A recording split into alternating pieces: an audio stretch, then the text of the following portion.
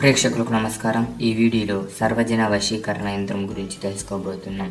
యంత్రం ఎవరినైనా వశీకరణం చేసుకోవచ్చు.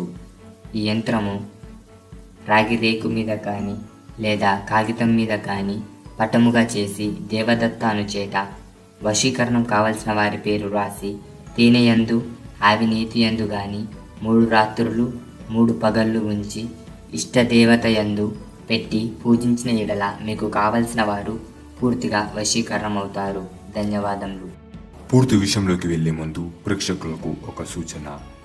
మీరు ఏదైనా సమస్యలతో, భార్యాభర్తల సమస్యలతో, భార్యాభర్తల మధ్య గొడవ అవడం, అలాగే భార్యాభర్తలు విడిపోవడం, వ్యాపార సమస్యలు, అలాగే సంతాన సమస్యలు, ప్రేమికుల మధ్య గొడవ అవడం, ప్రేమికులు విడిపోవడాలు, చేతబడి సమస్యలు, ఇంట్లో మనశ్శాంతి, లక్ష్మీ శాంతి లేకపోవడం, పిల్లలకు కలలు పడడం, అలాగే ఆరోగ్య సమస్యలు, ఇలాంటి సమస్యలు ఉన్నవారు కింద కనిపిస్తున్న గురువుగారికి కాల్ చేసి మీ ప్రతి సమస్యకు సమాధానం పొందవచ్చు.